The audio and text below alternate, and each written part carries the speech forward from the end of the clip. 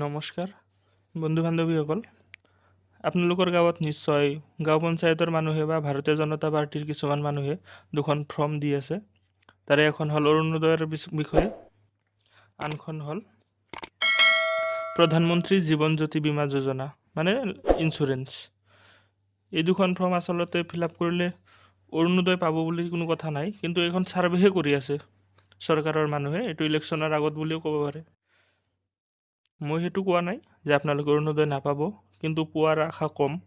কিন্তু ফৰ্মখন কেনেদৰে ফিল আপ কৰিব লাগে মই আপোনালোকক দেখুৱাই দি আছোঁ। ফাৰ্ষ্টত এইখন আৰ্থসামাজিক জৰীপ 1 প্ৰপত্ৰ 1, ৰেচন কাৰ্ড থকা প্ৰতিটো পৰিয়াললৈ পৰ্যায়ক্ৰমে অৰুণোদয়। এয়া ডাবল ইঞ্জিন চৰকাৰৰ গেৰাণ্টি। আৰু এটা কথা কওঁ যে চৰকাৰৰ কোনো কামত পাৰ্টিৰ চিহ্নটো নাথাকে, এইখনত আছে। গতিকে এইখন আপোনালোকে চৰকাৰী ফৰ্ম বুলি নাভাবিব, এইখন ছাৰ্ভে কৰাৰ কাৰণেহে দিছে। কিন্তু কেনেদৰে ফিল আপ কৰিব লাগে মই আপোনালোকক কৈ দি আছোঁ। ফাৰ্ষ্টত আছে ৰেচন কাৰ্ডত থকা পৰিয়ালৰ মুৰব্বীৰ নাম। ৰেচন কাৰ্ডটো যাৰ নামত আছে তাইৰ নামটো ইয়াত লিখি দিব। বেছিভাগ মহিলা মানুহৰ নামতে থাকে বৰ্তমানৰ নতুন ৰেচন কাৰ্ড। তাৰপিছত ৰেচন কাৰ্ডৰ নাম্বাৰ, ইয়াত ৰেচন কাৰ্ডৰ যি নাম্বাৰ সেইটো লিখি দিব। তাৰপিছত আছে পৰিয়ালটোৰ যিগৰাকী মহিলা সদস্যৰ নামত অৰুণোদয় আঁচনিৰ বাবে আবেদন কৰা হ'ব তেখেতৰ নাম। তাৰমানে কি, আপোনালোকৰ নিজৰ নামত ৰেচন কাৰ্ড নাথাকিলে অৰুণোদয় পাব।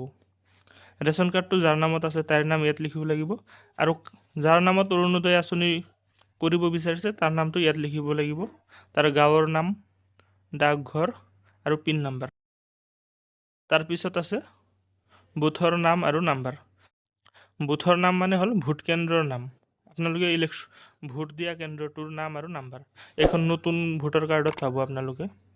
তাৰপিছত আছে বিধানসভা সমষ্টিৰ নাম, আপোনালোকৰ এছেম্বলিটোৰ নাম কি সেইটো লিখি দিব লাগিব। তাৰপিছত আছে ফোন নাম্বাৰ, ইয়াত ফোন নাম্বাৰ দিব লাগিব। আৰু পৰিয়ালৰ মুৰব্বীৰ স্বাক্ষৰ, যাৰ নামত ৰেচন কাৰ্ডটো আছে তাৰ স্বাক্ষৰ এইটো দিব লাগিব। এইটো হৈ গ'ল অৰুণোদয় আঁচনিৰ। তাৰপিছত আহিল এইখন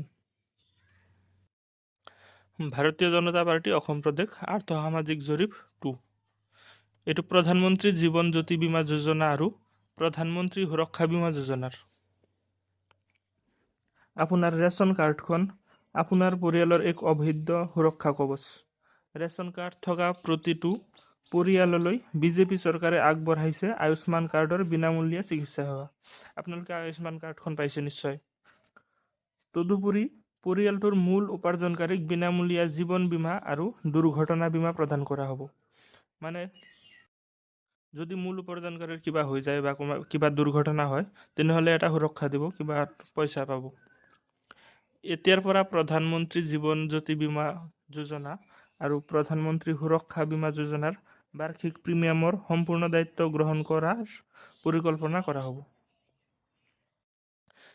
এইখিনি চালে তাৰপিছত লিখাখিনি কি লিখিব লাগিব, পৰিয়ালৰ মূল উপাৰ্জনকাৰীৰ নাম, যিজনে উপাৰ্জন কৰে মানে ইনকাম। বেছিভাগ ঘৰত পুৰুষ মানুহে উপাৰ্জন কৰে, গতিকে পুৰুষজনৰ নাম, তেওঁৰ বয়স, তাৰপিছত গাঁও, ডাকঘৰ, পিন, বিধানসভা সমষ্টিৰ নাম আৰু বুথ কেন্দ্ৰৰ নাম আৰু নাম্বাৰ, মানে আপোনালোকে ভোট দিয়া কেন্দ্ৰটোৰ নাম।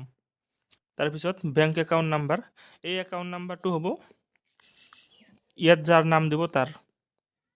তাৰপিছত IFSC কোড বেংক একাউণ্টত থাকে। তাৰপিছত মোবাইল নাম্বাৰ, তাৰপিছত পৰিয়ালৰ মুৰব্বীৰ স্বাক্ষৰ, মূল উপাৰ্জনকাৰীজনে ইয়াত স্বাক্ষৰ কৰি দিলেই হৈ যাব। ধন্যবাদ।